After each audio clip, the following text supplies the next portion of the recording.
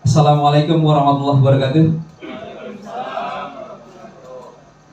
Puji syukur kehadirat Tuhan Yang Maha Esa, karena berkat rahmatnya kita bisa berkumpul di sini untuk mengadakan sebuah diseminasi budaya positif. Saya ucapkan terima kasih kepada Bapak Ibu yang telah meluangkan waktunya untuk kita melakukan saling sharing tentang budaya positif yang ada di sekolah. Pertama, kita adakan sedikit paradigma baru. Kita mengenal dulu adanya stimulus respon.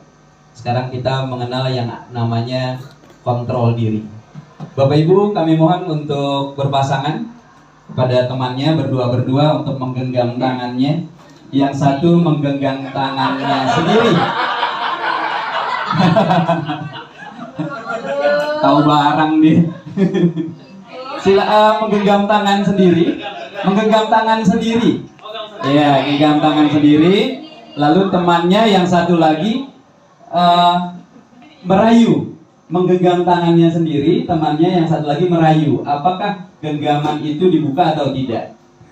Gimana sih Pak? Minta dibuka gitu. Ya, ibu menggenggam tangan, yang satu orang menggenggam tangan, yang satu lagi tidak menggenggam tangan. Tugas yang satu lagi adalah merayu temannya untuk membuka. Entah itu bentuknya rayuan, entah bentuknya intimidasi, paksaan, atau yang lain-lain. Jadi tugas ibu yang satunya lagi adalah merayu agar genggaman ini terbuka.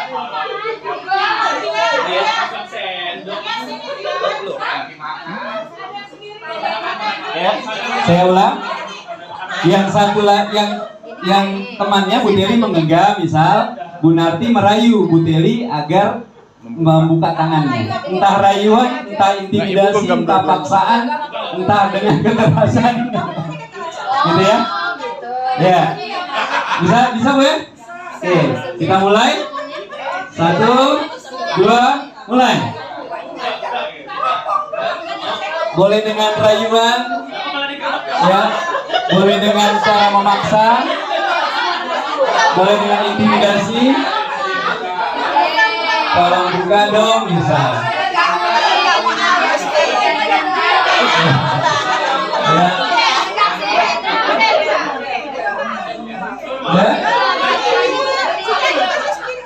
Ya, terima kasih Bapak Ibu. Silakan duduk kembali. Ya, silakan duduk kembali.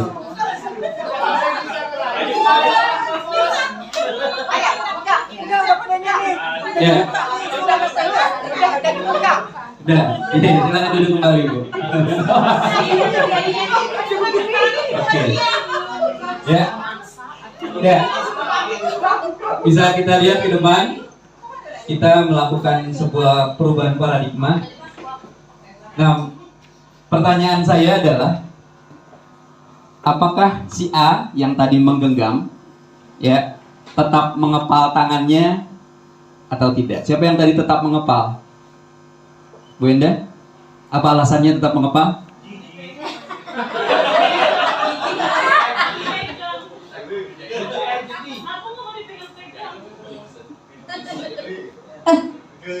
Ya, yang pertama agak aneh ya, karena pasangannya menakutkan. Nggak boleh gitu. Terus rayuannya kurang maut Pak, jadinya saya tidak pengen membuka tangan saya. Kurang ke hati. Oke, terima kasih. Terima kasih Menda. Yang tadi membuka tangannya, silakan Bu Ayu. Saya tadi membuka tangan karena saya orangnya gampang, Pak. Orangnya gampangan, gampang terenyuh. Karena Ibu Tia, Bu Ayu buka dong, ya udah, itu aja gitu. Oke, terima kasih Bu Ayu. Tepuk tangan ke Bu Ayu. Ya, pertanyaannya kembali. Tadi si A adalah menggenggam tangan, si B tugasnya adalah merayu, memaksa, mengintimidasi dan lain-lain agar si A bisa membuka tangannya. Menurut Bapak Ibu, letak kontrolnya ada di A atau ada di si B? Di orang yang menggenggam atau orang yang merayu? Silakan Bu. Dua-duanya. Iya, dua-duanya. Oke, terima kasih Pak Denny. Menurut saya letak kontrol itu adalah ada di A, pada diri seseorang yang menggenggam. Karena kontrol atau motivasi itu ada di dalam diri seseorang. Jika dia tidak mau untuk membuka, walaupun dirayu, walaupun diintimidasi, dia akan tidak membuka. Seperti itu. Jadi kontrol itu ada di dalam diri pribadi seseorang. Terima kasih. Ada yang lain? Bapak, Ibu? Kontrolnya ada di A atau di B? Tadi Bu Novi bilang ada di A. Karena prinsip si A, dia tidak mau membuka, mau dengan respon apapun dari luar. Karena motivasi dan prinsipnya ada di dalam dirinya sendiri. Yang lain? Dari si B? Silakan Bu Ayu. Menurut saya bisa juga dari si B itu, si yang merayu. Karena kan hati manusia itu katanya sekuat-kuatnya batu kalau ditetesin air bolong juga kan gitu. Sekeras-kerasnya hati seseorang kalau kita rayu, kita bujuk, ya luluh juga pada akhirnya kayak gitu. Itu kasus ini ya, pengecualian 1001. Belum kata Pak Yon, dia masih nangis dia Pak Yon ya. Masih nangis kalau dibilangin, jadi masih bisa terbuka hatinya. Ada harapan. Beri tepuk tangan untuk Bu Ayu. Ya, terima kasih pendapat dari Bu Ayu dan Bu Novita bahwa kontrol itu bisa dari dalam diri sendiri maupun dari orang lain, ya. Tapi pengaruh paling besar kontrol itu ada dalam diri kita sendiri. Tuh. Ketika kita dulu ya, mungkin paradigma dulu bahwa orang dewasa bisa mengontrol siswa. Kita guru mudah mengontrol siswa. Tapi sekarang mungkin paradigmanya akan berubah. Ya, kita belum tentu bisa mengontrol siswa kalau siswanya tidak mau membuka diri atau tidak mau dikontrol oleh kita.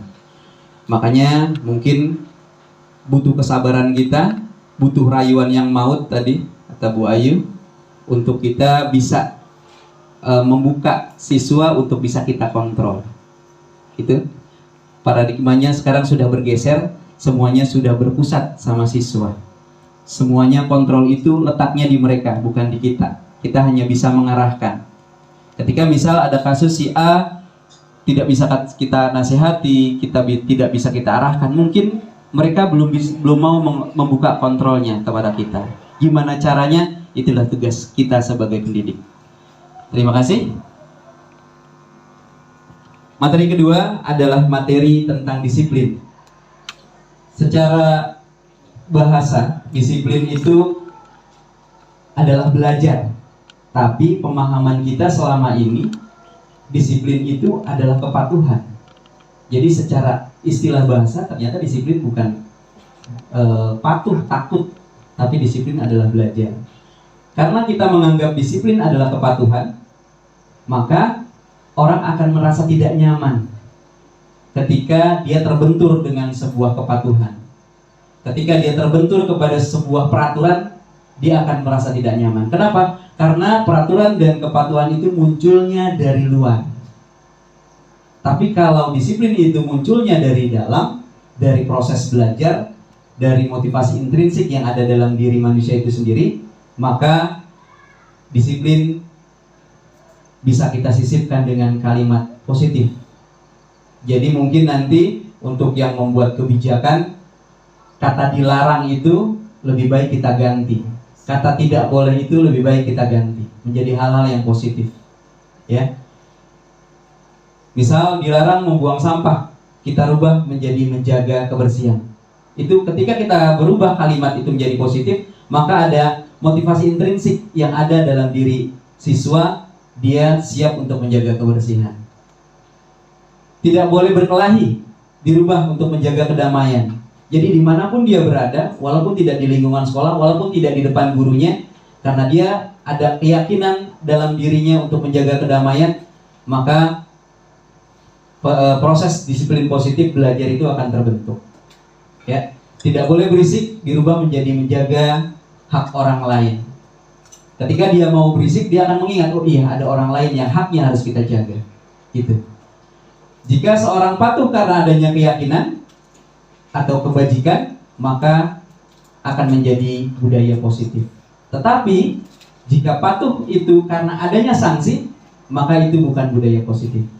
Karena dia melakukan patuh terhadap peraturan, dia takut kena sanksi, dia takut ditegur. Makanya akhirnya tidak muncul yang namanya budaya positif. Ini adalah nilai-nilai kebajikan yang kita kenal dengan profil pelajar Pancasila. Ada nilai ketakwaan, beriman, mandiri, bernalar kritis, berbhinneka global, gotong royong, dan kreatif. Inilah keyakinan-keyakinan yang harus kita tanamkan di diri anak masing-masing, ya. Biarkan nilai-nilai ini menjadi motivasi intrinsik buat mereka. Jadi yang kita tanamkan bukan peraturan, tapi keyakinanlah yang kita harus kembangkan kepada mereka. Selanjutnya, mengapa tidak peraturan saja? Mengapa harus keyakinan? Ini yang harus kita pahami. Ketika siswa tidak boleh membawa handphone, nah, tata tertib di sekolah tidak boleh membawa handphone. Kenapa? Kita tanyakan, kenapa tidak boleh membawa handphone? Kalau siswa menjawabnya, saya takut diambil handphone saya, berarti itu bukan keyakinan, tapi itu adalah peraturan. Karena dia takut handphonenya diambil, berarti ada eksternal yang ada di sana. Dia takut terhadap peraturan, makanya dia patuh. Tapi kalau jawaban dari siswa, saya tidak bawa handphone agar saya fokus belajar, itu berarti punya keyakinan dalam diri mereka. Mereka punya motivasi intrinsik untuk disiplin positif. Inilah yang harus paradigma, inilah yang harus kita rubah. Mengapa kamu tidak boleh merokok? Kalau siswa menjawabnya, ini adalah peraturan, saya takut kena sanksi. Nah, ini adalah sebuah peraturan, dia patuh. Jadi dia tidak merokok karena ada sanksi, karena ada guru yang negur. Tadi ketika dia di luar sekolah, dia mungkin bisa merokok kembali. Tapi kalau kita tanamkan keyakinan bahwa kenapa kamu tidak merokok? Karena saya sehat, karena ingin sehat, karena saya ingin menghargai orang lain juga sehat. Jadi dimanapun dia berada, ketika dia ingin sehat, ketika dia misal diajak temannya merokok, dia akan menjawab, oh iya, saya ingin sehat. Saya juga ingin menjaga teman-teman saya yang ada di sekitar saya juga sehat. Mengapa siswa harus mengumpulkan tugas tepat waktu? Kalau jawaban siswa, saya ingin mendapatkan nilai, itu adalah sebuah peraturan. Karena ada motivasi eksternal di situ. Tapi kalau dia menjawab, karena ini adalah tanggung jawab saya, maka akan muncul intrinsik di sana. Jadi, ketika dia diberikan tugas, dia nggak berharap nilai. Tapi, itu adalah tanggung jawab dia. Mengapa siswa tidak boleh berisik? Ketika jawabannya, saya takut dimarahin sama guru. Nah, itu adalah eksternal. Kalau tidak ada gurunya, dia akan berisik kembali. Kalau gurunya tidak marah, dia akan berisik kembali. Tapi kalau ditanamkan dalam diri siswa bahwa keyakinanlah yang terpenting, kenapa kamu tidak boleh berisik? Karena saya tidak mau mengganggu orang lain. Itulah sebuah peraturan, lebih tepatnya harus kita ganti dengan keyakinan. Motivasi dari perilaku manusia.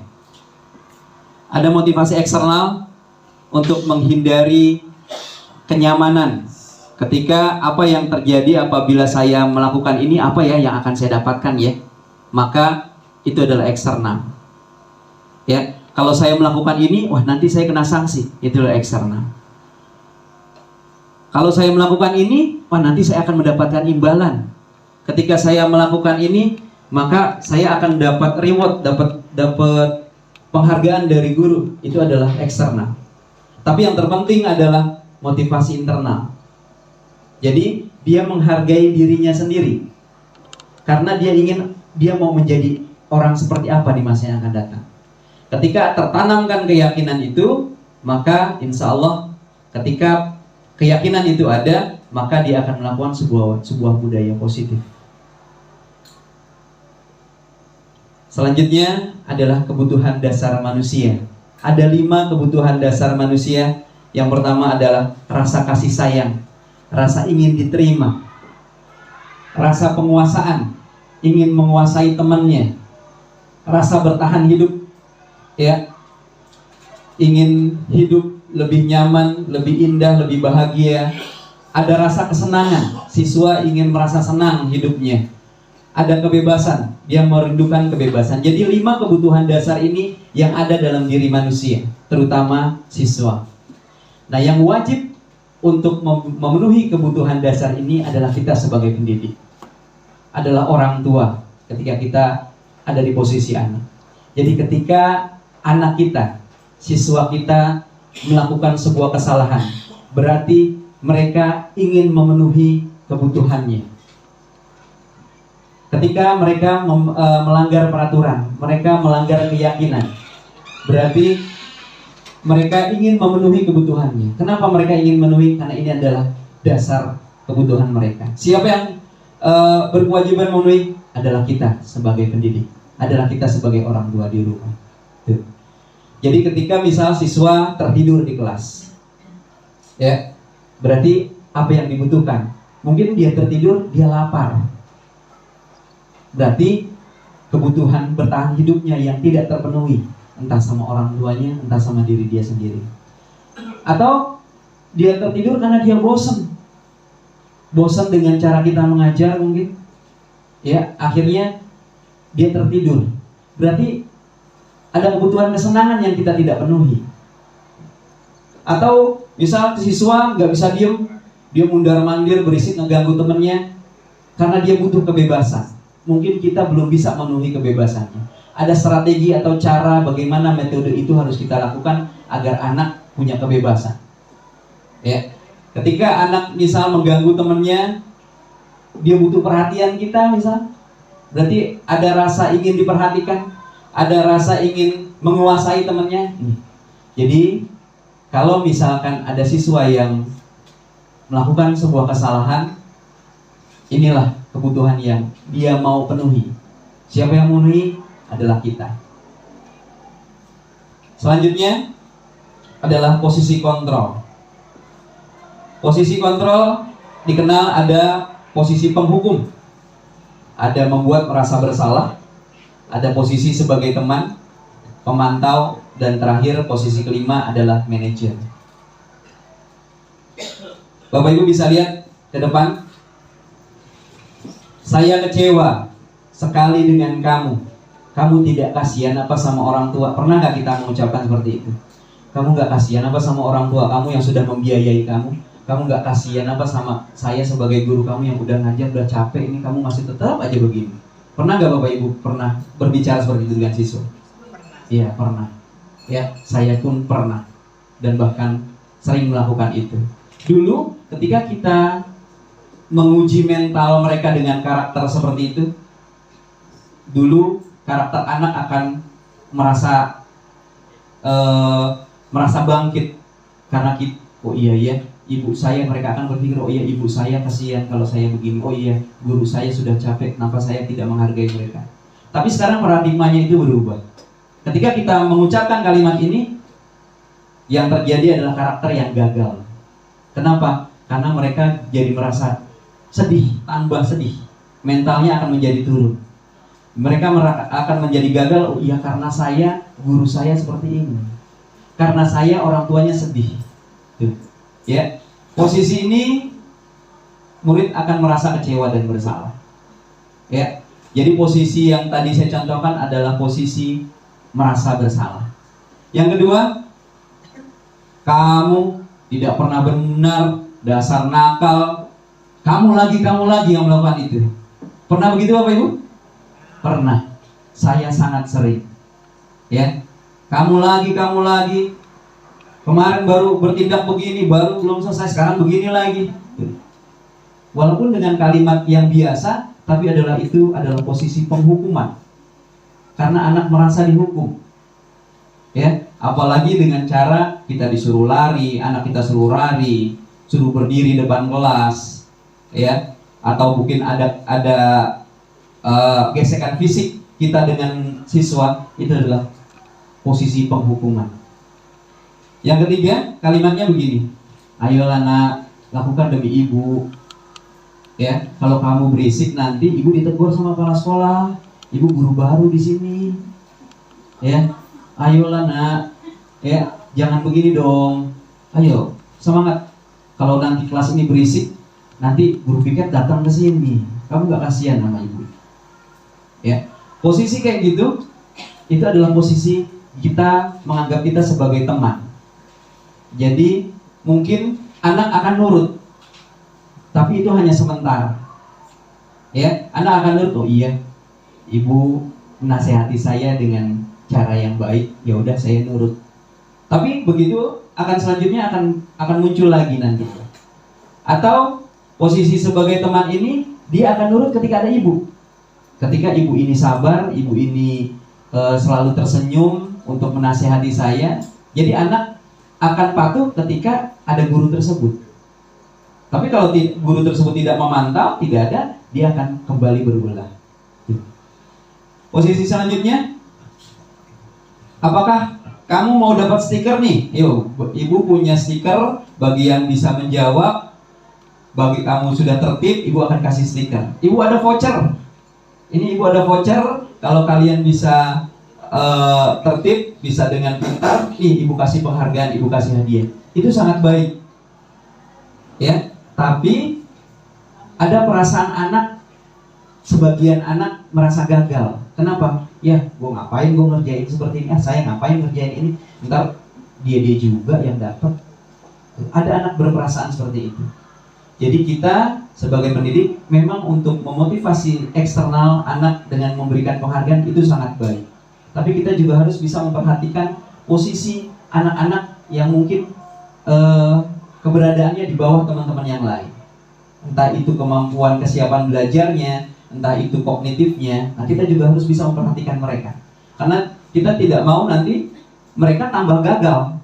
Mereka akan berpikir, ya ngapain ngerjain nanti yang dapat hadiahnya dia juga. Nah, bagaimana cara kita untuk memotivasi siswa-siswa yang seperti itu? Ya.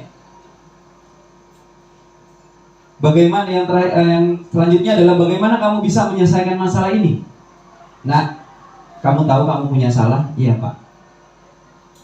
Kamu yakin kamu bisa memperbaiki ini? Lalu bagaimana kamu memperbaiki kamu untuk menyelesaikan masalah ini? Nah, posisi ini adalah posisi yang paling terakhir, yaitu posisi manajer. Tugas guru adalah mengarahkan anak untuk dia bisa memperbaiki dirinya sendiri, untuk dia bisa mengenal keyakinan dan kebaikan yang ada dalam dirinya sendiri. Karena setiap manusia pasti punya kebaikan. Ketika dia punya kebaikan, dia sadar akan kesalahannya, dia pasti mampu untuk memperbaiki dirinya sendiri. Posisi manajer tidak menghukum. Posisi manajer tidak merendahkan mental siswa. Posisi manajer tidak membuat siswa benci. Tapi posisi manajer akan mengarahkan anak untuk mengenal kebaikan dalam dirinya sendiri, lalu dia bisa memperbaiki kesalahannya.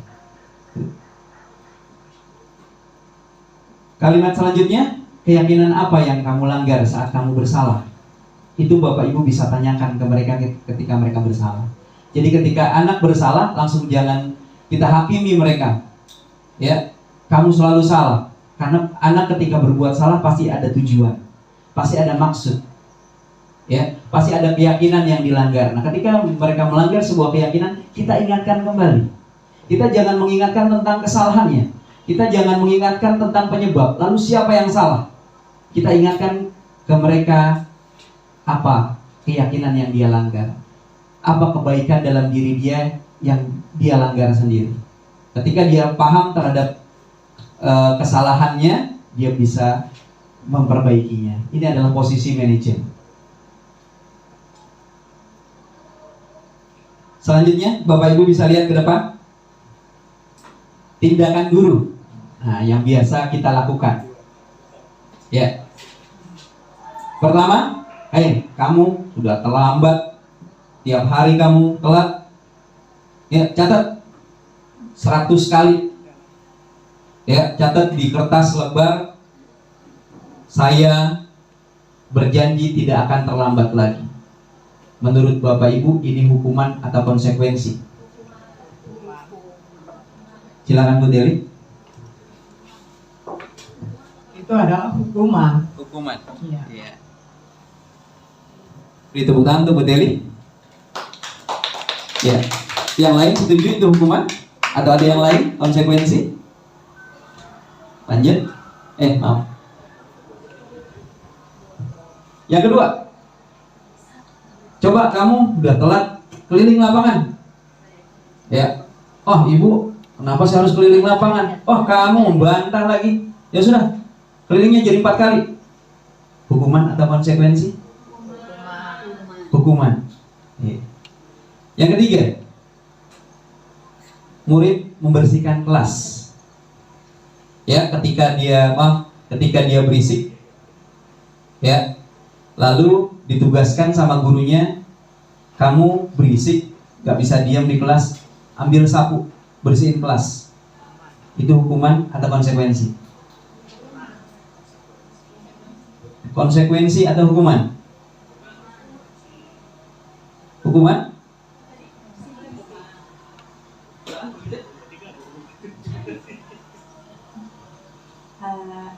Tadi muridnya berisik, lalu sama gurunya dihukum untuk membersihkan kelas. oh bukan karena dia yang menimpahkan airnya, bukan? Bukan. Ya, Oh ya, menurut saya hukuman. itu hukuman. Ya. Itu betul untuk ya. Lanjut. Ketika ada siswa mencoret-coret kertas temannya, ya, temannya lagi ngerjain tugas sama dia coret-coret. Lalu kita berikan sebuah tindakan, kamu ganti kertas tugas teman kamu yang telah kamu coret-coret. Silakan kamu tulis ulang, kamu ganti kertasnya. Itu hukuman atau konsekuensi? Konsekuensi. Lanjut, tindakan selanjutnya, siswa menyenggol air temannya, ya, di meja, lalu dia membersihkan tumpahan itu. Itu konsekuensi atau hukuman? Konsekuensi. Selanjutnya, murid disuruh melepas sepatunya. Oh, kamu sepatunya putih, nggak sesuai dengan tata tertib. Lepas sepatu kamu. Jangan dipakai selama di sekolah. Hukuman atau konsekuensi? Konsekuensi, silakan Bu. Kalau memang peraturannya sudah harus sepatunya hitam, dia akan tahu bahwa yang dipakai pun dia sudah sadar bahwa itu salah. Jadi dia konsekuensi, kalau dibuka dia terima. Oke. Itu pertanyaan untuk Bu Sri. Bu Marina tadi berbeda, silakan. Kalau menurut saya, anak melepas sepatu karena dia pakai sepatu yang tidak sesuai dengan aturan, itu adalah hukuman. Karena anak tersebut harus memenuhi aturan. Jadi setiap yang seperti itu berarti hukuman. Terima kasih. Lanjut.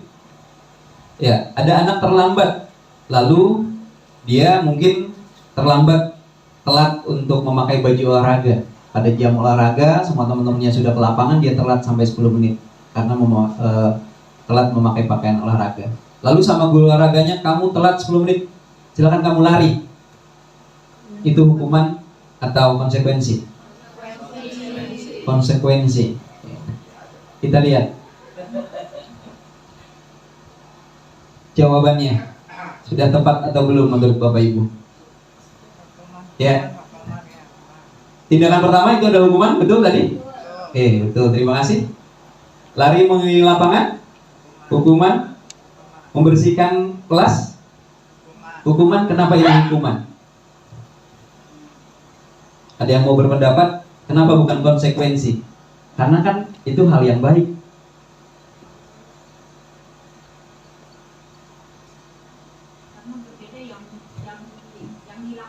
Iya Bu. Iya betul. Jadi kesalahannya apa? Tindakan yang kita berikan apa? Berbeda. Tidak berkesinambungan, tidak selaras. Ketika siswa diberikan hukuman atau tindakan yang tidak sesuai dengan kesalahannya, walaupun itu tujuannya baik, itu adalah hukuman. Ya. Yang selanjutnya adalah konsekuensi. Ya, tadi sudah betul, membersihkan tumpahan di meja, betul, konsekuensi. Suruh murid untuk melepas sepatu, itu adalah hukuman. Ya. Karena walaupun dia tidak memakai sepatu sesuai dengan peraturan, dia memakai sepatunya putih, itu tetap hukuman. Kenapa? Walaupun memang ada peraturannya, tapi tidak sesuai dengan apa yang dia terima. Karena siswa akan merasa malu, siswa akan merasa mungkin bingung dia harus bagaimana. Jadi sebelum menindak itu, kita harus tanya dulu kenapa dia memakai sepatu putih. Ya. Terakhir, lari ke lapangan. Oh, ini kan hukuman. Ternyata kenapa konsekuensi? Karena sesuai dengan mata pelajarannya. Ya. Pelajaran olahraga mungkin membutuhkan konsekuensi seperti itu. Ya. Kita bisa lihat kita berada di mana? Di hukumankah, pemberi konsekuensi, atau kita sebagai restitusi? Pemberi hukuman itu adalah identitas anak akan menjadi gagal. Kenapa? Karena murid akan tersakiti. Karena dia berpikirnya tentang peraturan. Bahkan murid nanti akan bisa membenci gurunya. Murid akan membenci peraturannya. Bagaimana dengan konsekuensi? Konsekuensi adalah suatu tindakan yang harus terjadi. Kalau dia melanggar ini, konsekuensinya ini. Jadi sesuatu yang harus dia terima, harus terjadi. Tidak melebihi terhadap kesalahannya. Murid akan merasa nyaman karena dia tidak ditekan atau dia tidak terintimidasi. Ketika dia menumpahkan air tadi, lalu misal gurunya ngomel bla bla bla bla bla, nah dia tidak merasakan itu, tapi dengan keyakinannya dia sendiri, dia memperbaiki dengan cara mengelap. Bagaimana dengan restitusi? Restitusi adalah sebuah pilihan. Kalau kita mau melakukan sebuah restitusi, anak harus bisa menerima dulu bagaimana dia mau diperbaiki atau tidak.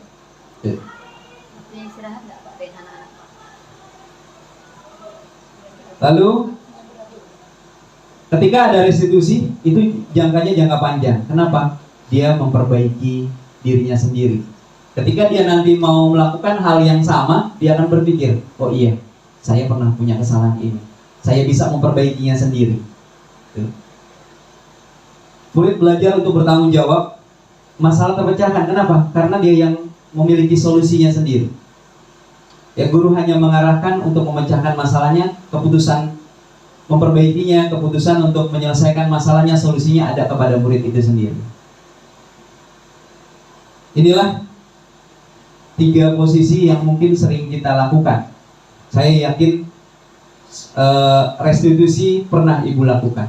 Jadi kontrol ini bukan hal yang baru, tapi kontrol ini Bapak Ibu pernah melakukannya. Bapak Ibu, mohon maaf, siapa yang pernah menjadi posisi penghukum? Silakan angkat tangannya. Ya, saya juga sering melakukan posisi penghukum. Terima kasih.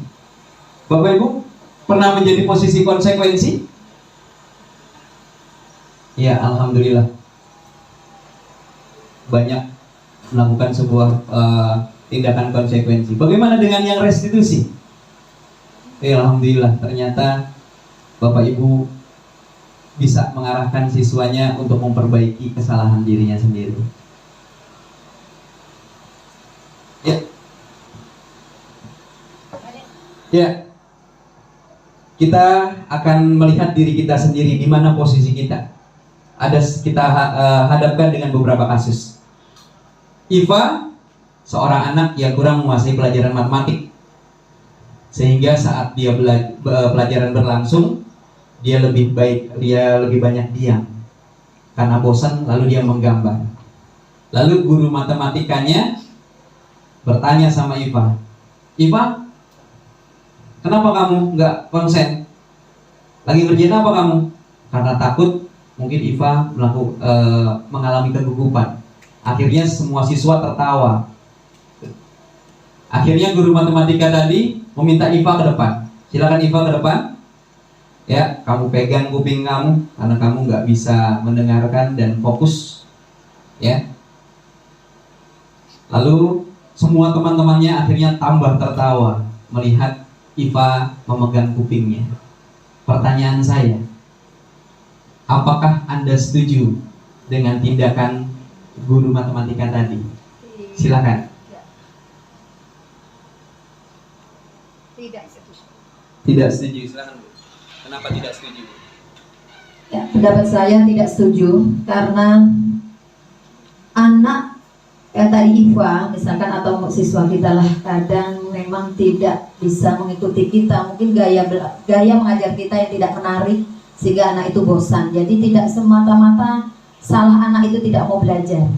Jadi saya tidak setuju kalau guru-guru memberikan hukuman bahkan berdiri di kelas atau bahkan lari. Itu saya tidak setuju. Saya menghindari untuk menghukum. Beri tepuk tangan untuk Sri. Ya. Jadi Bu Sri tidak setuju karena dapat membuat Iva malu, ya. Lalu apakah tindakan guru matematika tadi adalah hukuman atau konsekuensi? Hukuman. Ya, setuju hukuman? Iya, terima kasih, setuju. Berarti posisi kita ini adalah di penghukuman. Selanjutnya, Ibu Dani sedang menjelaskan pelajaran bahasa Inggris. Namun ada anak bernama Fajar, dia tiduran. Lalu Ibu Dani memanggil, "Kamu Fajar, coba ke depan. Saya lihat kamu tiduran terus. Coba kerjakan tugas di papan tulis." Sesampainya di papan tulis, Fajar hanya diam. "Ayo Fajar, cepat jawab pertanyaan itu." "Saya tidak tahu, Bu." "Aduh Fajar, gimana sih kamu? Kamu gak kasihan apa sama ibu? Ibu sudah capek loh ngajarin kamu. Kamu malah enak-enakan tidur, gak merhatiin." "Ya sudahlah, sana duduk kembali." Posisi kontrol apa yang diambil oleh Ibu Dani dalam pendekatan kepada Fajar? Silakan Bapak Ibu. Menurut Bapak Ibu, posisi apa?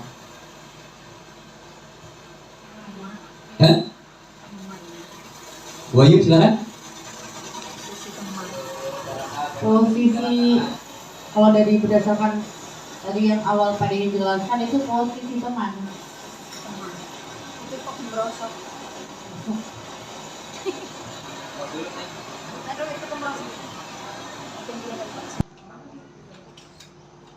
Masih kalau berdasarkan tadi studi yang di awal ini Bu Dani posisi sebagai teman.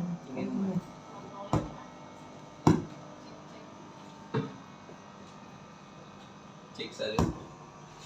Tes 1 2. Ya, posisinya menurut Bu Ayu sebagai teman. Beri tepuk tangan untuk Bu Ayu. Lalu pertanyaan yang kedua, kebutuhan apa yang diperlukan oleh Fajar sehingga Fajar melakukan sebuah kesalahan?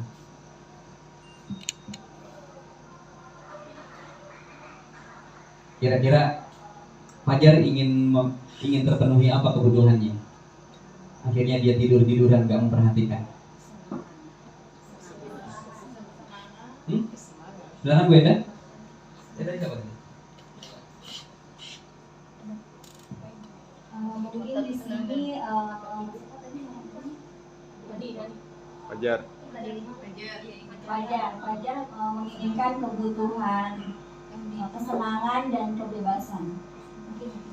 Ya, ini tepuk tangan untuk Bu Enda. Ya, terima kasih. Lanjut ke kasus selanjutnya. Iya. Ya, kasus selanjutnya. Ibu Eni adalah guru yang sabar, ya.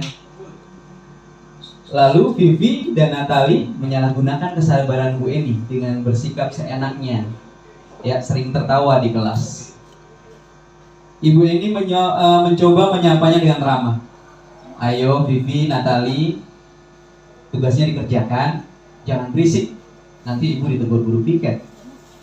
Kalau kalian berisik, nggak enak sama guru sebelah, terganggu pelajarannya. Tapi siswa tersebut masih acuh. Ayo nak, tolong bantu ibu ya. Ah bu, santai aja bu, ya. Tapi tetap tidak mengerjakan tugasnya. Nah, pertanyaannya, posisi apa yang diambil oleh Ibu Eni? Kata Bu Eni secara teman ya, karena terlihat dari respon siswanya itu menganggap responnya biasa aja dan acuh terhadap gurunya sendiri. Terima kasih. Ya, terima kasih Bu Novita. Beri tepuk tangan untuk Bu Novita. Lalu kebutuhan apa yang mencoba dipenuhi oleh Vivi dan Natali sehingga mereka melakukan sebuah kesalahan? Silakan Bu. Kira-kira ini anak acuh tak acuh, tetap ketawa, tetap senang-senang. Kebutuhan apa yang belum terpenuhi ternyata?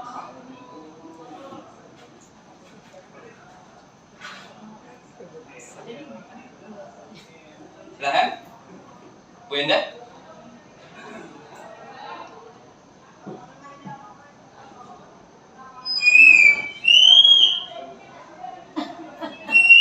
Yang dideketin sama itunya, yang dideketin sama itu.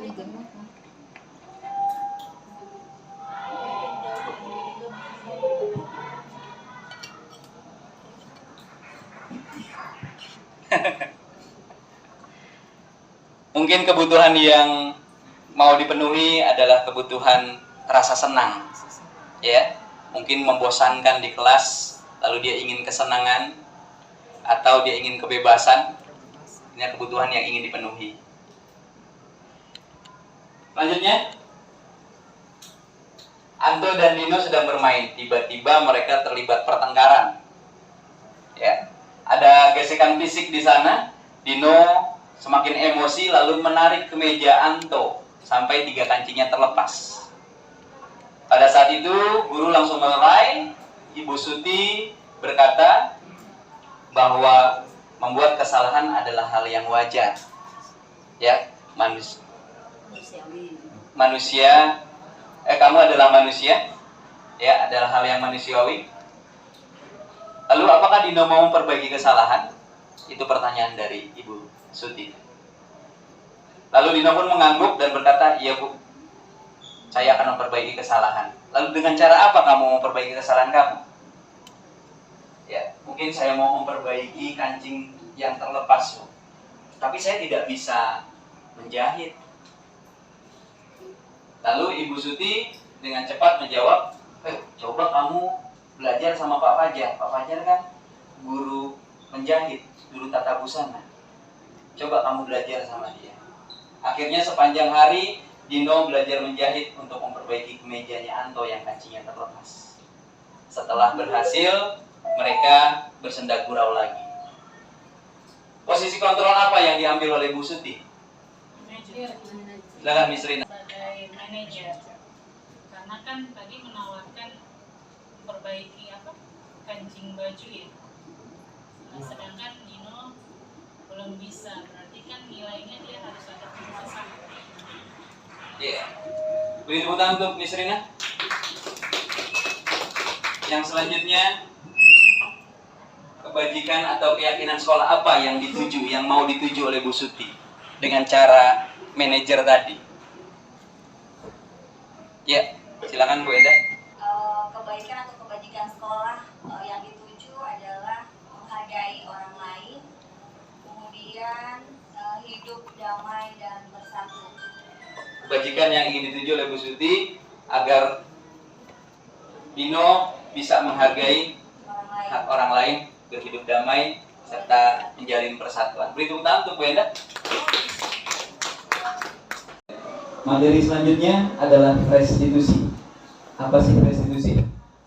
Restitusi adalah proses menciptakan kondisi bagi murid untuk memperbaiki kesalahannya. Jadi, ketika mereka bisa memperbaiki kesalahan, diharapkan murid bisa kembali ke kelompok mereka dengan karakter yang lebih kuat.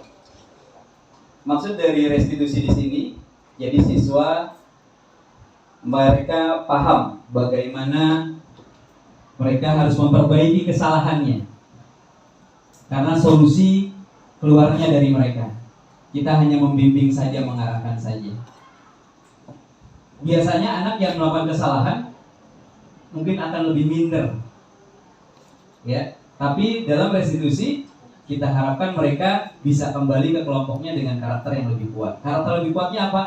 Dia bisa memperbaiki kesalahannya dan mungkin dia tidak akan mengulangi kesalahan tersebut. Itu karakter yang kita harapkan. Restitusi adalah proses kolaborasi antara murid dengan guru untuk mencari solusi masalah mereka. Karena restitusi harus memiliki tujuan mulia, yaitu mengembalikan mereka ke kelompoknya dengan karakter yang kuat, yaitu mengingatkan mereka terhadap keyakinan yang ada pada mereka. Ciri-ciri restitusi. Restitusi bukan untuk menebus kesalahan, tapi belajar dari kesalahan dan memperbaiki kesalahan tersebut. Restitusi menuntun untuk melihat tentang kebaikan-kebaikan yang ada dalam diri mereka, yaitu tadi kebajikan universal. Restitusi mencari kebutuhan dasar yang belum dipenuhi oleh siswa. Restitusi fokus pada karakter, fokus pada penguatan karakter untuk memperbaiki agar tidak terulang lagi. Jadi restitusi tidak berfokus pada tindakan. Restitusi fokus pada solusi, bagaimana memecahkan masalahnya, bukan penyebab dan bukan siapa yang salah. Restitusi mengembalikan murid yang berbuat salah pada kelompoknya dengan karakter yang lebih kuat. Jadi restitusi bisa berjalan kalau anak bisa membuka kontrolnya, kalau guru bisa mengontrol siswa untuk terbuka, untuk mau diperbaiki. Segitiga restitusi. Segitiga restitusi, sisi pertama, jadi ada langkah-langkah yang harus kita lakukan dalam melakukan sebuah restitusi. Langkah pertama adalah menstabilkan identitas. Jadi ketika siswa melakukan sebuah kesalahan, kita jangan langsung menghukum kesalahannya. Kita harus menstabilkan identitas mereka dulu. Yang kedua adalah validasi kebutuhan. Apa kira-kira kebutuhan mereka yang belum terpenuhi? Lalu kita juga bisa nanti di validasi kesalahan, kita bisa menguatkan bahwa ternyata kesalahan itu mungkin bisa kita katakan hal yang wajar, atau kesalahan itu tidak terlalu fatal. Jadi kita bisa mengarahkan ke siswa, ternyata kamu ada sisi baik yang bisa kamu kendalikan agar kesalahan itu tidak berlanjut menjadi lebih fatal.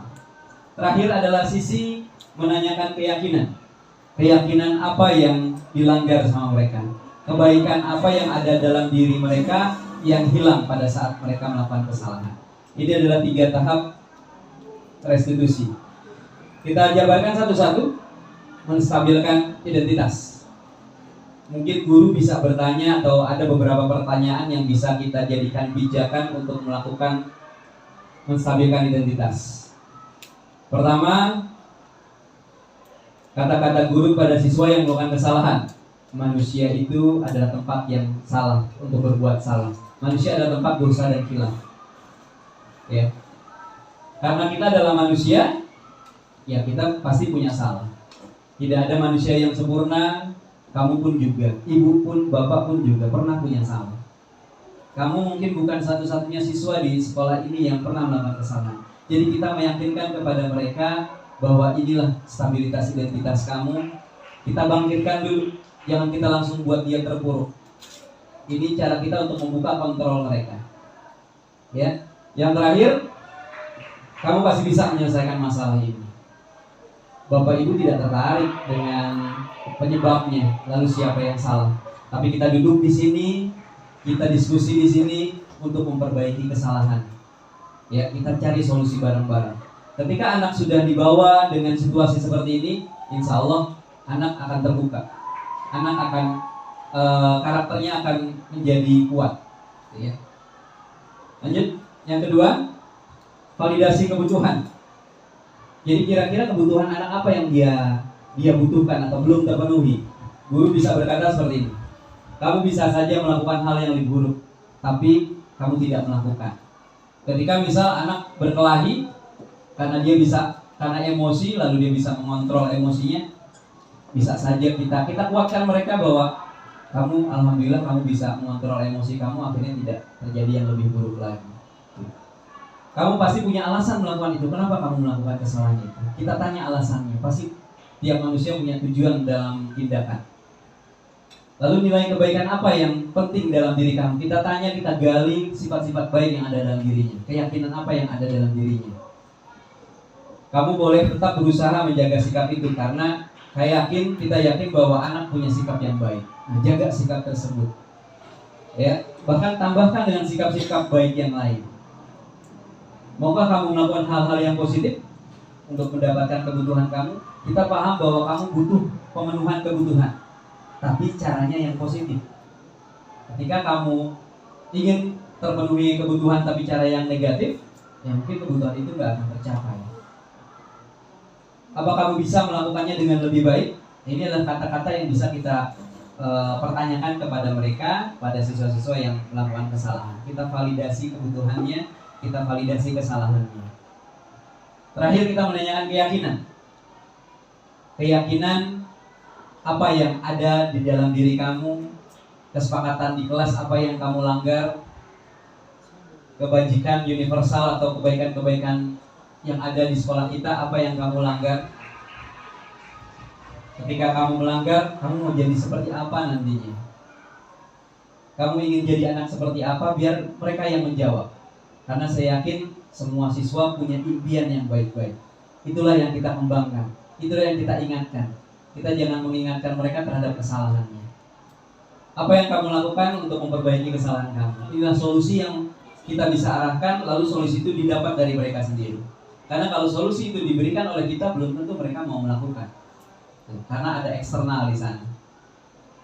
Dan kapan kamu mau memulainya? Inilah 3 tahapan restitusi, pertanyaan-pertanyaan yang bisa kita lakukan dalam melakukan kegiatan restitusi.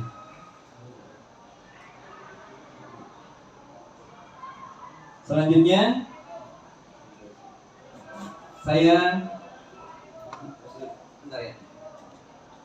ini memang hal yang berikut saya berusaha untuk menampilkan aksi nyata yang saya lakukan di kelas.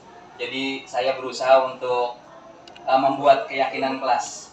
Yang awalnya kita kenal adanya sebuah peraturan kelas. Kita sepakat sama anak-anak terhadap peraturan tersebut. Lalu peraturan itu kita ganti menjadi kalimat positif. Lalu anak-anak merumuskan apa kebijakan universalnya, bagaimana keyakinan mereka di situ.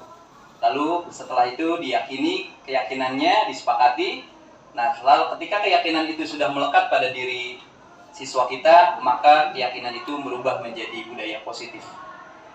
Bapak Ibu bisa menyaksikan beberapa aksi nyata yang sudah saya lakukan terhadap budaya positif di SMP Negeri 76.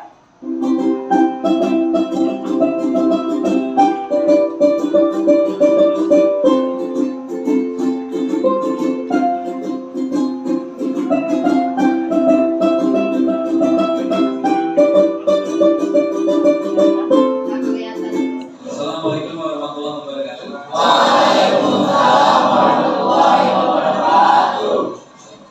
Kita berkumpul di sini untuk membuat sebuah peraturan kelas. Peraturan kelas ini nanti kita akan sepakati. Setelah disepakati, akan berubah menjadi keyakinan kelas. Setelah keyakinan itu kamu laksanakan, keyakinan yang ada dalam diri kamu lakukan sebuah pembiasaan dan dalam diri kamu. maka keyakinan kelas itu akan berubah menjadi budaya. Ya. Sekarang kita sudah bentuk kelompok, lalu nanti kita akan bagaimana caranya kamu berharap, kamu punya impian kelas ini seperti apa. Kamu menginginkan kelas ini mau bagaimana? Itulah yang namanya peraturan kelas. Ya. Sekarang tulis di buku kamu. Ya. Peraturan apa yang ada di kelas ini? Silakan tulis. Lalu nanti kamu diskusi dengan teman-teman kamu kelompok. Ya. Tulis di bukunya peraturan apa yang harus ada di kelas ini, atau di kelas ini sudah ada peraturan apa? Silakan.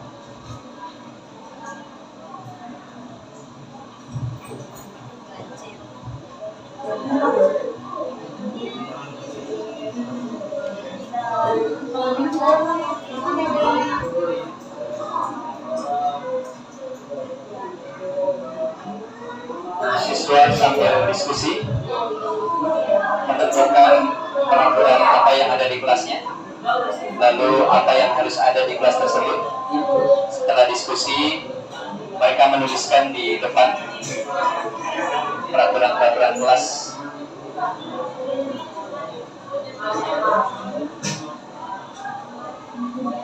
Tidak boleh duduk di meja, tidak merusak fasilitas sekolah dan lain-lain.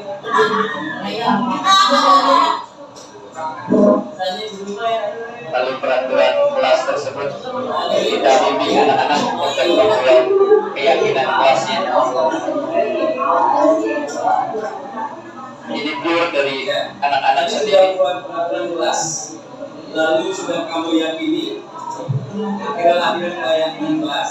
Nah sekarang peraturan yang sudah kamu buat, sekarang kamu rubah mindsetnya. Jadi mengapa kamu harus patuh terhadap itu? Ketika misal peraturan-peraturannya tidak boleh berkelahi, berarti kenapa kamu tidak boleh berkelahi? Alasannya apa? Kenapa kamu tidak boleh mencontek ketika ulangan? Tujuannya apa? Adanya peraturan ini. Kenapa kamu harus patuh? Kenapa harus kamu punya keyakinan jujur saat ulang? Silakan.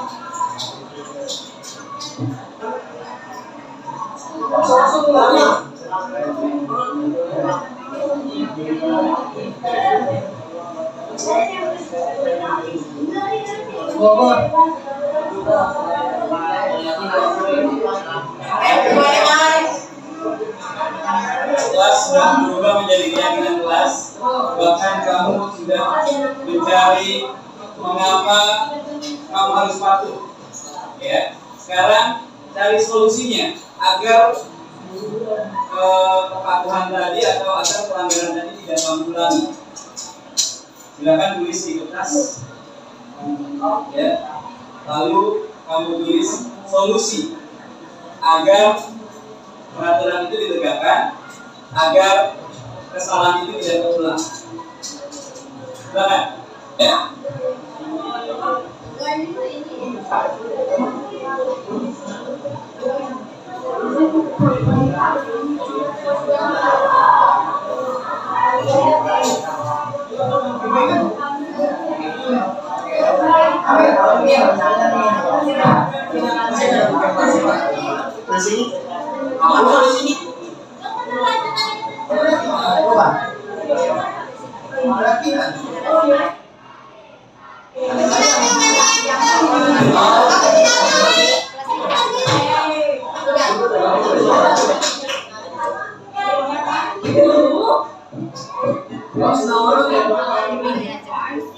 Setelah keyakinan sudah diyakini, lalu siswa kita buat pertanyaan mengapa harus patuh dan meyakini hal-hal tersebut.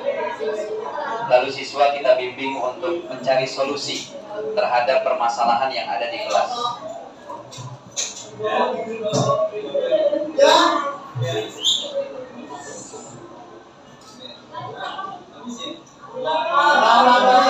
Sekarang setelah pelajaran kelas ada, keyakinan sudah terbentuk, kamu sudah memberikan solusi. Langkah selanjutnya adalah kamu menandatangani peraturan dan kesepakatan kelas. Ya, kita biar tidak duduk di sana, biar tertib. Jadi kamu menandatangani kesepakatan kelas ini. Ya, nanti dimulai dari kelompok 1. Silakan dari 1.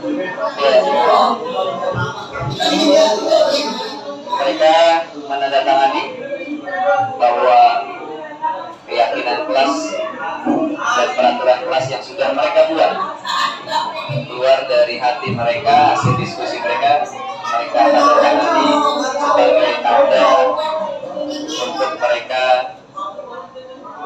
menyepakatinya. Kamu tuliskan lagi impian kamu. Kamu mau menjadi siswa seperti apa? Kamu mau menjadi anak seperti apa? Ya, impian itu luas. Tidak hanya cita-cita, tapi sesuatu yang kamu khayalin, kamu imajinasikan. Setelah dewasa nanti, kamu mengimpikan apa? Silakan. Bebas terserah. Yang namanya impian, khayalan, imajinasi, yang bebas.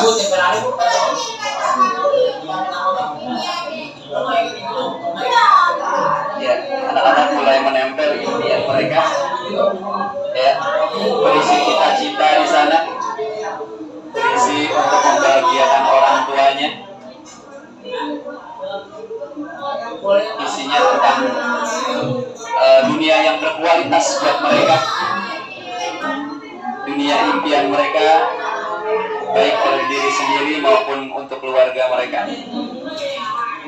Ini juga keyakinan kelas yang saya lakukan di setiap kelas.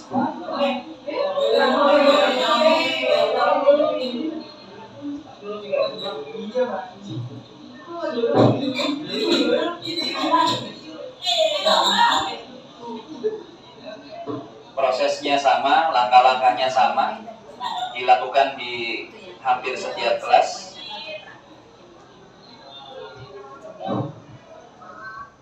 Ini adalah kelas 9A.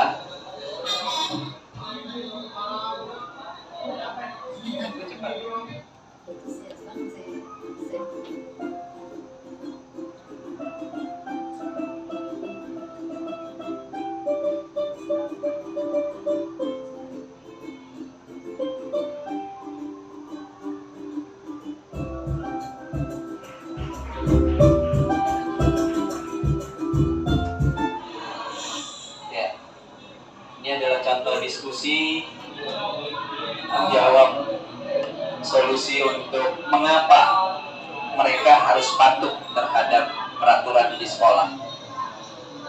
Jadi kita edukasi mereka bukan tentang peraturannya, kita edukasi mereka bukan kepatuhannya, tapi kita edukasi mereka kenapa harus patuh, agar mereka lebih paham.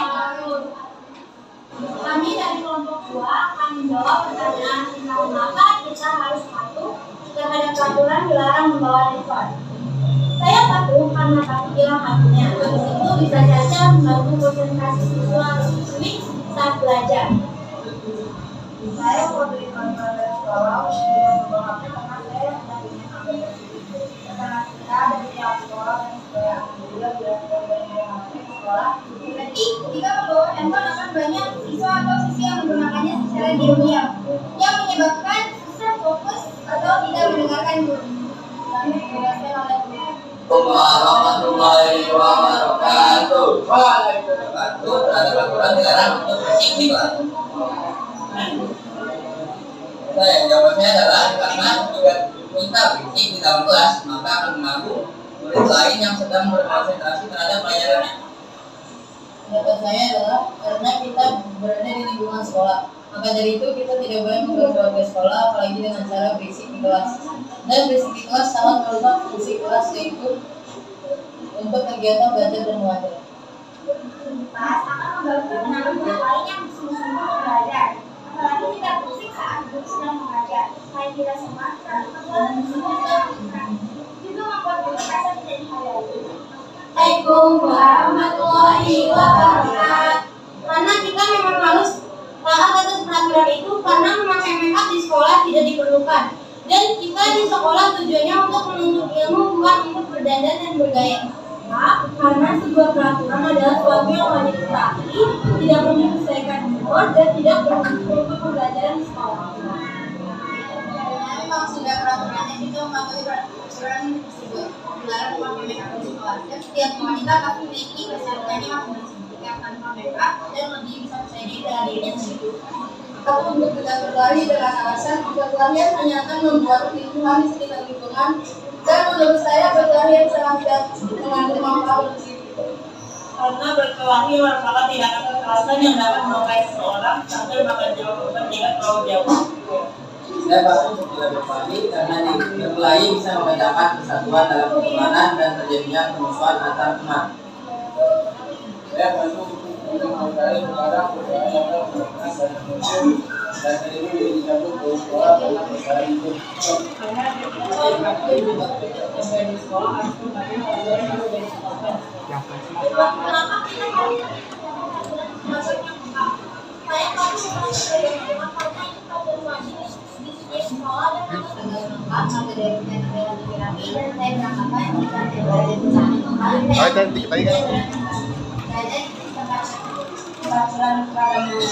Karena untuk terlihat rapi dan agar bisa diulangi jika terjadi kecelakaan atau sesuatu yang menyebabkan. Karena merokok dapat ada penyakit. Bahwa kita harus patuh terhadap peraturan dalam merokok karena kita tahu bahwa merokok dapat menyebabkan kanker paru-paru dan membawa banyak penyakit lainnya. Patuh terhadap peraturan dalam merokok karena merokok bisa mengakibatkan paru-paru menjadi sakit. Saya patuh terhadap peraturan dalam merokok dan saya juga tidak merokok. Merokok kita harus patuh terhadap peraturan dalam merokok karena saya patuh terhadap peraturan dalam merokok karena saya tahu kalau kesehatan dan kalau ketahuan merokok kita akan dipanggil pemerintah. Mengapa kita harus patuh terhadap peraturan dilarang merokok karena merokok bisa mengakibatkan kanker tenggorokan. Bapak menyampaikan mengapa kita harus patuh terhadap peraturan yang melarang kita untuk keluar kelas. Karena jika kita keluar kelas itu akan mengganggu kelas lainnya yang sedang belajar. Kita mengganggu penyemangat kelas. Karena kita harus menghormati orang lain yang sedang belajar.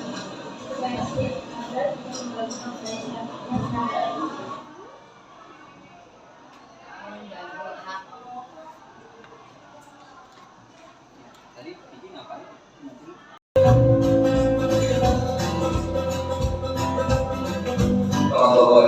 Waalaikumsalam warahmatullahi wabarakatuh.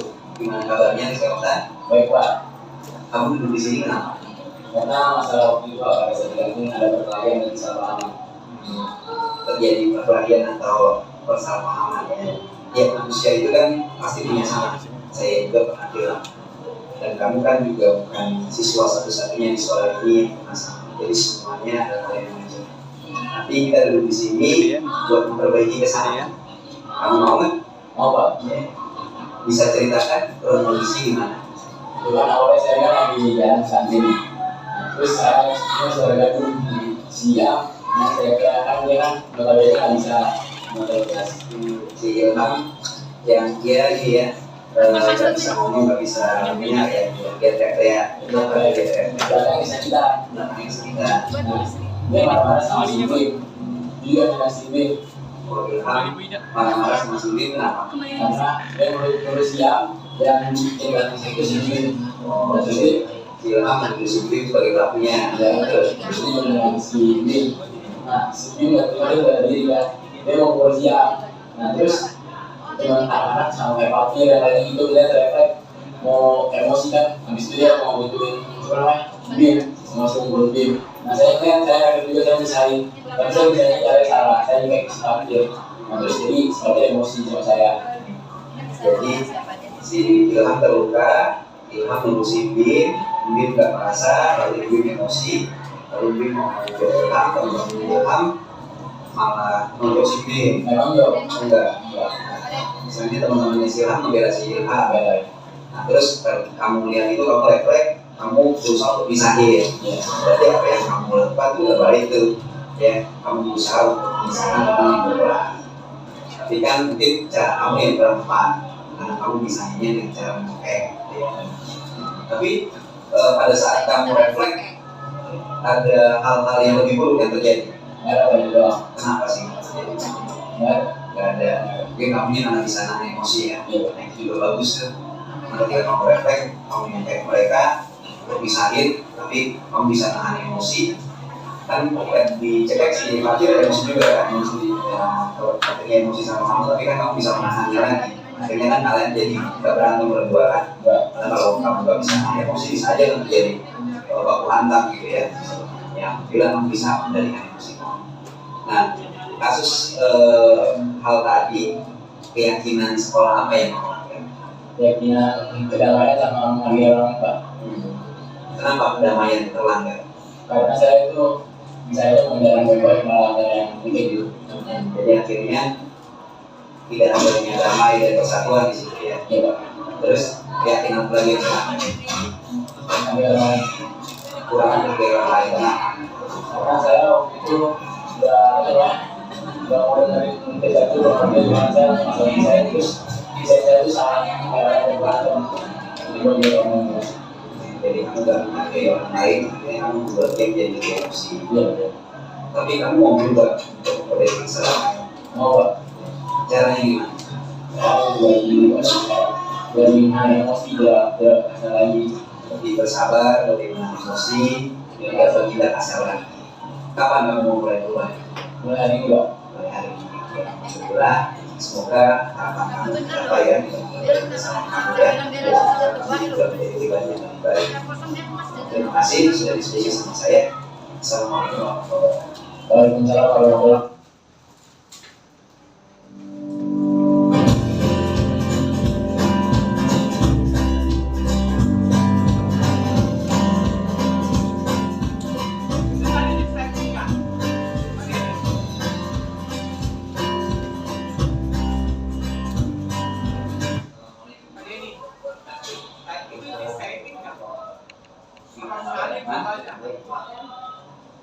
Kamu tahu kenapa ada di sini?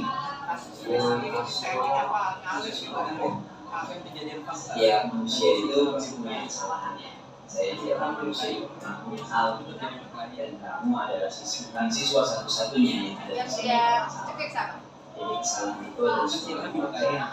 Tapi kita duduk di sini bukan untuk mencari kesalahan, penyebabnya siapa yang salah. Emosi di sini mencari solusi untuk kamu bisa memperbaiki kesalahan kamu sendiri. Jadi bisa kamu ceritakan ke posisi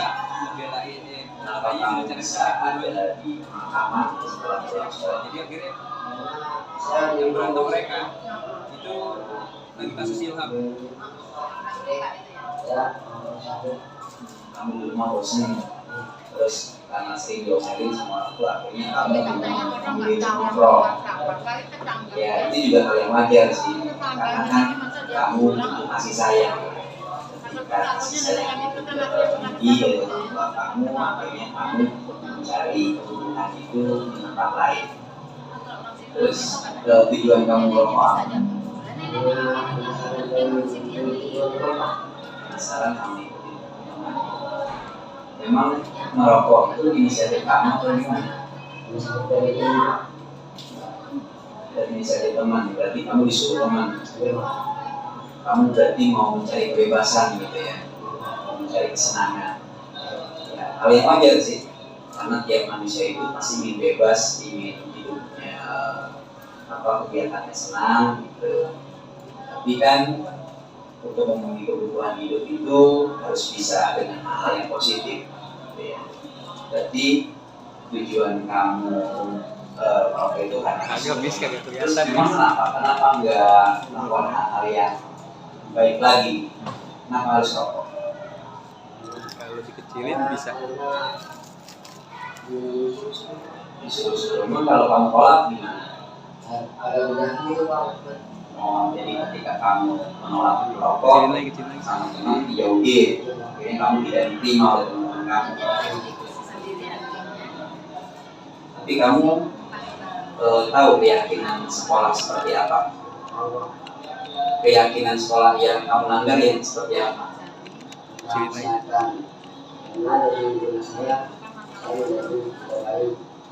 Jadi kamu langgar kesehatan.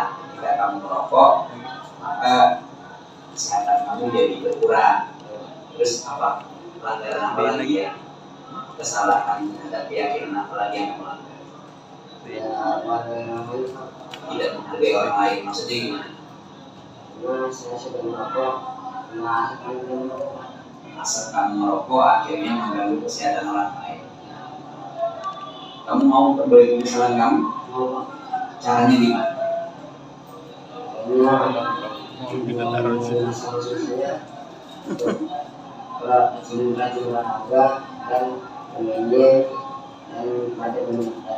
Jadi untuk mengurangi bosan kamu, untuk mengurangi nongkrong kamu melakukan hal-hal yang positif.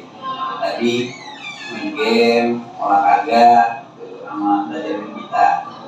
Alhamdulillah itu bagus tuh. Kembangin aja olahraga. Kamu olahraga buat kesehatan kamu kan? Apa tuh hal yang positif tadi? Cita-cita kamu jadi TNI. Apa yang cita-citanya? Kenapa kamu punya cita-cita itu? Karena saya ingin makanan itu membanggakan orang tua. Terus saya menjadi abdi negara sekarang. Terus kamu kan merokok nih, kamu melanggar orang lain, nah agar kamu bisa diterima sama teman-teman kamu, kamu bilang saya merokok karena disuruh teman agar saya bisa diterima. Nah, kebutuhan kamu kan untuk memenuhi kamu bisa diterima. Kira-kira ada hal yang positif nggak yang bisa dilakukan agar kamu bisa diterima? Jadi kamu menjauhi teman-teman kamu yang kurang baik, kamu mencari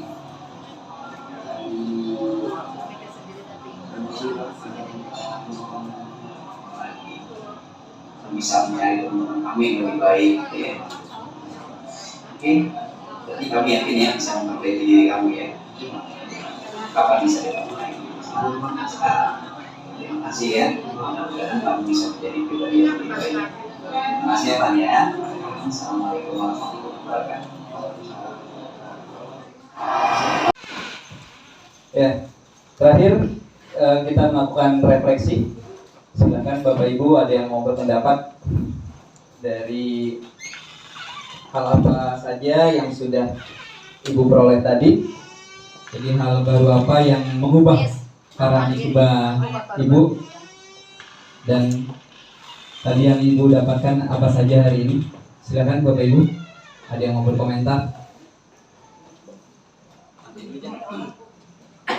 Itu yang mengenai hukuman, kemudian apa tadi, konsekuensi dan restitusi. Itu aja saya, hal baru buat saya, itu sangat menarik dan itu cocok memang untuk keadaan hidup kita. Ya, terima kasih Bu Sunarti. Beri tepuk tangan untuk Bu Sunarti.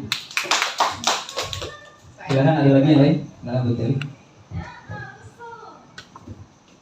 Ya, ini satu hal yang baru juga buat kita ya, karena selama ini kan kita masih menangani anak dengan hal-hal yang belum banyak pengetahuan yang kita dapatkan. Tapi hari ini setelah saya melihat paparannya Pak Denny, banyak hal yang harus kita ubah. Tetapi bukan saja banyak hal yang harus kita ubah, ini berjalan harus dengan pengontrolan kita. Karena tanpa pengontrolan dari kita, itu tidak akan terwujud. Karena mungkin di depan kita hari ini, dia berperilaku yang baik.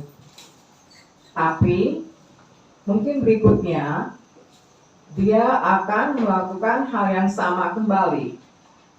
Jadi, tidak berhenti sampai di sini saja pengetahuan yang kita dapat, tapi pengawasan kita, pengontrolan kita terhadap anak-anak yang kita tangani ini itu harus berlanjut terus dalam pengawasan kita, sehingga apa yang kita harapkan itu akan terwujud. Kalau enggak, itu enggak akan terwujud. Oke, baik, terima kasih. Oke, terima kasih Bu Dewi. Beri tepuk tangan untuk Bu Dewi. Oke, terima kasih. Yang kedua, apa kira-kira kekurangan dari saya secara pribadi DGP dalam melakukan diseminasi ini? Silakan Bapak Ibu, ada yang mau berkomentar tentang kekurangan saya? Siswaannya saja, artinya yang saya belum melihat tadi ketika Pak Denny ini kan guru PKN.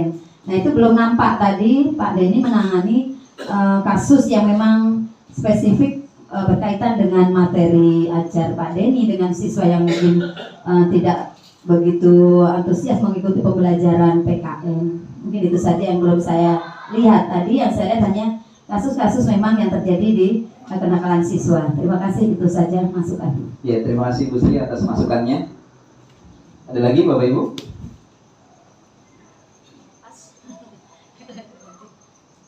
Ada lagi kritikan atau ide atau masukan yang lain? Cukup? Ya, yang terakhir adalah posisi kontrol apa yang akan kita lakukan nanti ke depan.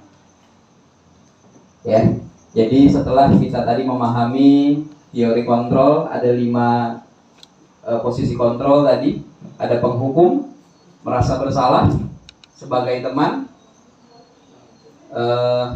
manajer, satu lagi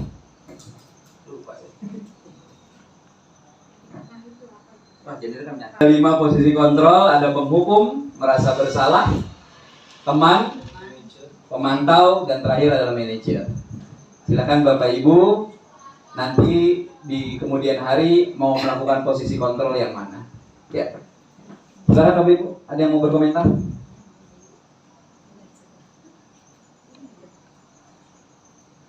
Silakan Bu Enda.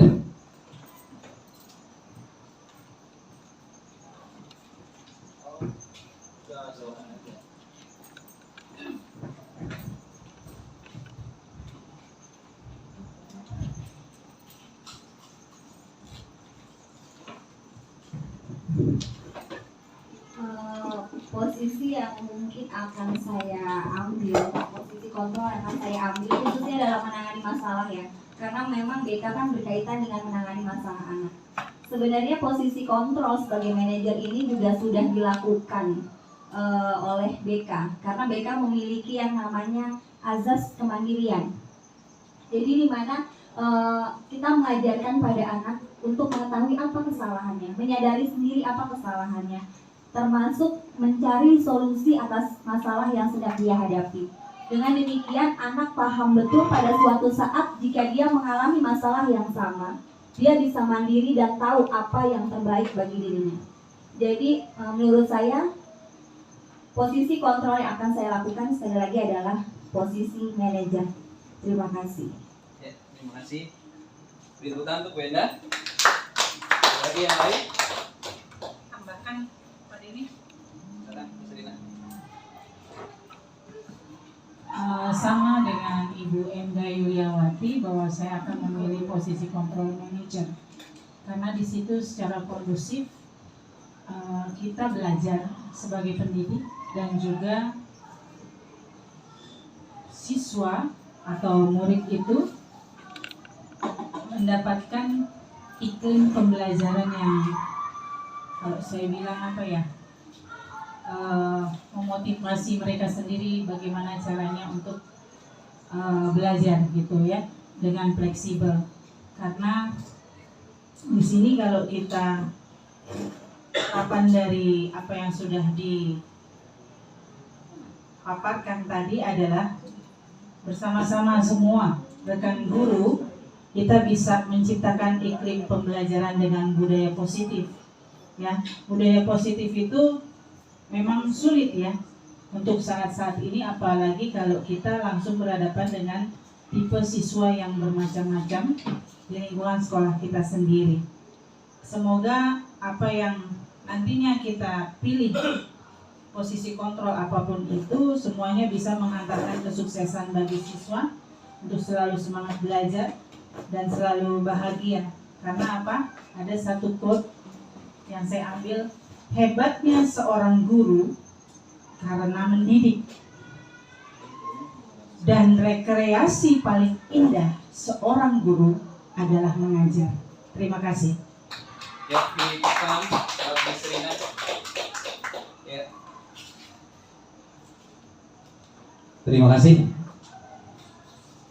Selesai sudah acara diseminasi saya hari ini. Terima kasih Bapak Ibu sudah stay dengan setia, sudah meluangkan waktu untuk kita melakukan dari sekarang, dari yang sederhana, dari yang mulai sedikit, dari yang mulai sederhana untuk melakukan budaya positif.